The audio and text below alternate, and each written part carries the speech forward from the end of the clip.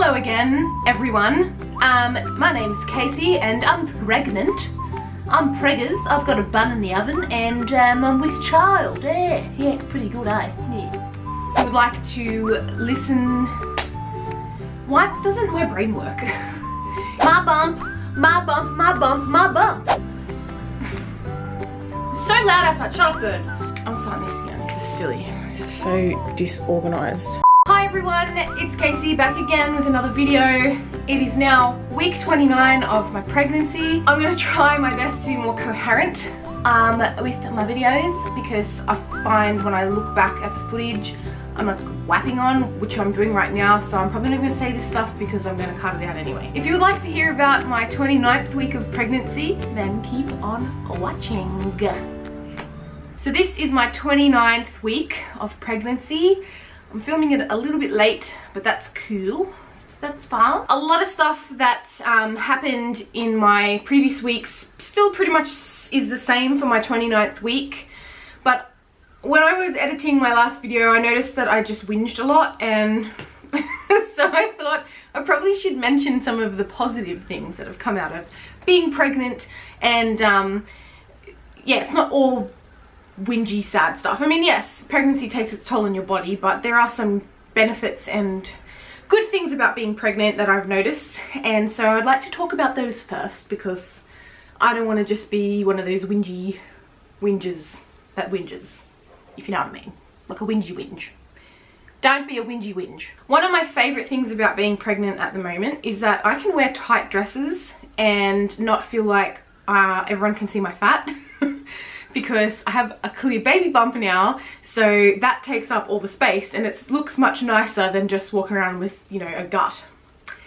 So that's a good thing. I'm able to wear some clothes that I wouldn't dare wear if I wasn't pregnant, because I have a tummy and I usually hide it and cover it up. So it's been really fun to be able to wear like cute things and kind of show my bump off a little bit. So that's a good thing. And I think I'm going to really miss that once I give birth, because all I'll be left with is my fat, and I will not be wearing tight dresses then. No thank you. Another thing that I've noticed, and I know this isn't the same for every person, because there is an old wives' tale that says when you're pregnant with a girl, she steals your beauty and your skin becomes gross, your hair falls out, you get fat and ugly or something. I don't really know. But I've actually noticed the opposite of some of those things. So my hair, for one, is the most luscious it's ever been in my life. Yes, it falls out, but the quality of my hair is 10 times nicer than it usually is when I'm not pregnant. I know it's got a lot to do with hormones. I've noticed that my hair doesn't get as oily as fast. Usually I need to wash my hair every 3 or 4 days, but I've been stretching my hair out to a week, which has been great because when you're pregnant, you can't be bothered doing anything, let alone washing your own freaking hair and drying it and maintenance. So that has been a positive for me because I haven't had to wash my hair as much. This is on day 7. This is day 7 hair. I don't know. Maybe I shouldn't tell you that. It looks a bit like it clearly needs a wash, but like usually this would be disgusting by now. And the ends, my ends are like, ew, my hair's falling out right now. Anyway, my ends are thicker than they used to be. So that's a positive. Another positive is that my skin hasn't been bad. I know people break out when they're pregnant, like with pimples or rashes. I had a little slight rash like in my 2nd trimester sometime that came up on my chest, but it only lasted maybe 2 days and it went away. So yeah, and usually I do have acne on my chest. I've always had it. I usually get it all down the sides of my jawline, and I'll get like a random pimple pop up on my face sometimes, but I haven't had any acne. I've had a little bit of like I want to say age spots, but I don't think they're age spots. Like I'm not even 30 yet, so but it's like pigmentation, that's the word. I've had some pigmentation, but they just look like freckles and you can't even see it. But yeah, so I've had pretty good skin, which I've been so lucky with. And I'm kind of like, I feel like, I hope once I've given birth that my skin doesn't go back to being shit. I want it to stay like this. And my hair, please stay. So I'll take those. So they've been positive things. I've noticed too that my skin feels quite soft. I do get a bit of itchy ankles and feet and stuff, but in general, my skin feels quite soft. And for some reason, I don't know why, but I'm getting longer time frame out of my shaving. So like when I shave my legs, usually the hair grows back in a couple of days. But when I shave, it takes a bit longer to come in. So I don't know what the hell that's about. Because I did mention in my last video that I've been getting like fuzzy bits of fuzz on my tummy. So maybe my body's decided to grow hair on my stomach instead of my legs. I don't know. I don't think that's not even a thing. So that's some of the positive things about being pregnant that I've experienced and that I'm enjoying. So yeah, it's not all complaining. But I've noticed a few things this week that I haven't experienced before. So firstly, yes, I've had more indigestion. I've been getting it for a while, but it's like amped up this week. It burns. It's pretty uncomfortable. But, you know, I just pop a Rennie or a, what's the other one I use? Mylanta. Mylanta works. I know you can use other ones, but those two specifically on their packaging say that they're safe in pregnancy, so I just prefer to use them because, you know, it says it on the packaging, I guess. You just trust it more. So, yeah, the heartburn's been uncomfortable. And it really doesn't matter what you eat. Like, I know there's some foods that probably trigger the acid reflux worse than others. But I'm trying to eat as healthy as I can, and I'm not going to start cutting like food groups out of my diet to save the indigestion. I just have to suck it up because I want my baby to get all the benefits of the foods that I'm eating. So it is what it is. Yeah, one night during week 29, I don't know which night it was, I got into bed and my heart rate went up. I wasn't doing anything. I was just laying there. And you can hear it now, I'm out of breath. Like I can't even string a sentence together without needing to like suck a lot of air in. I think it's just because she's starting to take up a ton of room and I'm like, Mama needs her lungs to keep working, girl.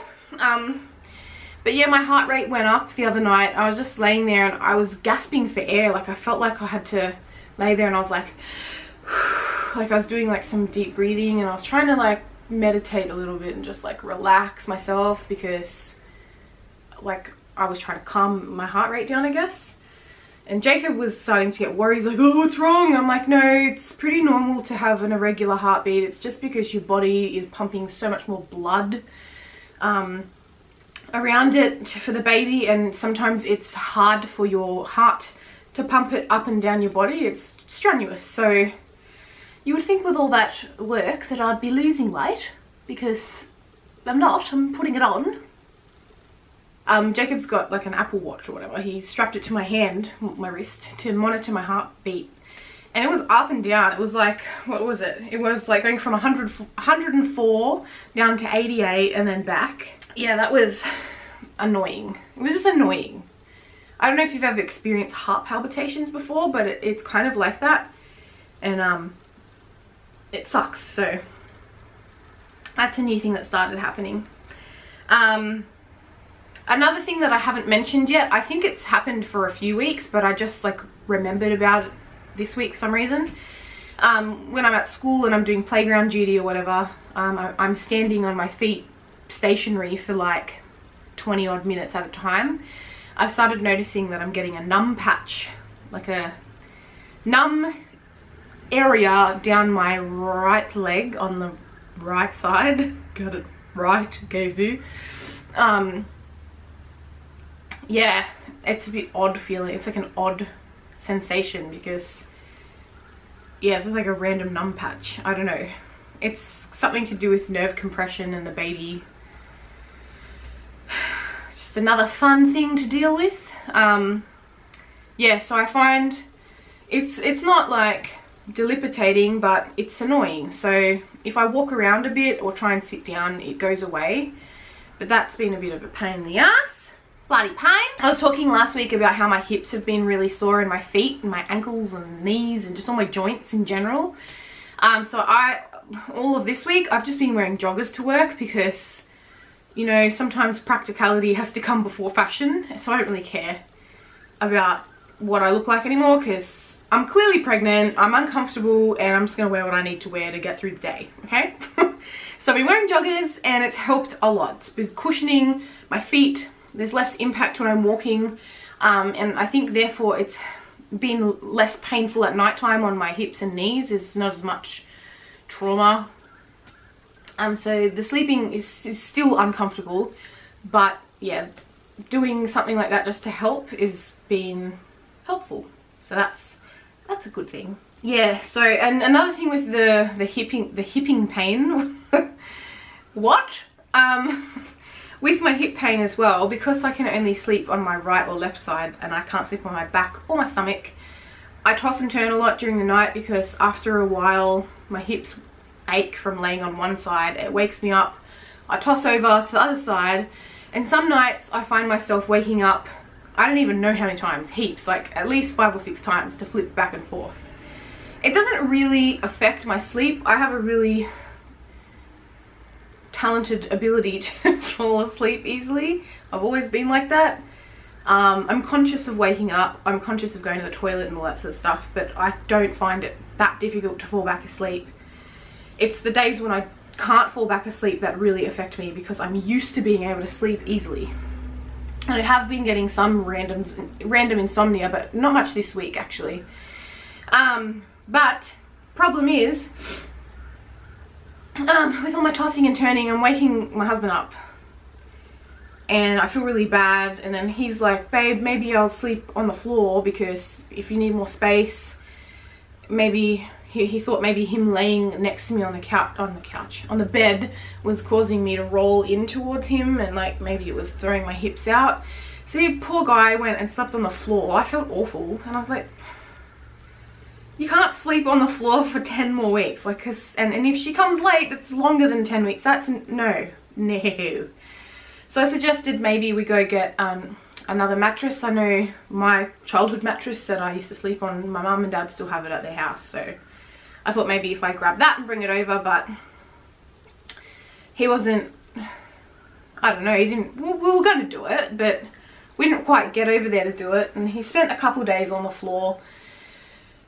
He had terrible sleep, poor guy, getting up for work, and I was just like, hun, it's okay if I'm sleep deprived, but both of us being sleep deprived is just not, it's not like, we're both going to be just grumpy zombies. What's the point of that? So anyways, it kind of, I don't know, maybe wearing joggers helped because then I stopped tossing and turning so much. I don't know, it just depends on the night. I don't even know why. But he's back on our bed again, and he's back in bed again. He seems to be fine, so I don't know. This was strange. Yeah, so I mentioned in one of my other videos too that I was experiencing like a strange little pain to the left side of my belly button up top about here. And I thought I had a hernia and then it went away. It's come back again, so I think it's just stretching pain or something. Because I can feel it a little bit now, but it comes and goes, so I don't know. Something really cute that happened this week as well was I could feel her hiccuping in my tummy. I've heard that it's a thing, and I thought, oh, I haven't experienced it yet. And then one day I was at work and I started getting a little sort of, there was no sound to it, but it was like just a little constant pulse from one specific area. And I was like, that has to be hiccups, like, and it happened a couple more times after that, like over the next couple of days, and it was really funny and cute. So little baby's got hiccups. Other than that, that's pretty much all that's happened this week in terms of symptoms and stuff. I realized I didn't really mention my cravings in my last video. I haven't had anything major in terms of week by week or like something I've noticed. It's still the same from like a while ago. I really have been craving milk specifically Strawberry Quick. I don't know why, I never drink that stuff. But yeah, not really, I haven't really had any cravings much of late. So that's pretty much all there is to report on that front. But other than that, that is my 29-week update. And now I shall show you the size of my bumpy bump. Alright, kids. I'll just move this back a little. So this is my bump from the side and the front from the other side. So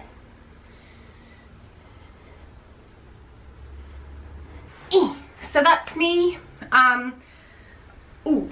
I had my baby shower over the weekend, which was a lot of fun, and I did some filming of that, which I will put together and pop up as well, so you can have a look at my day.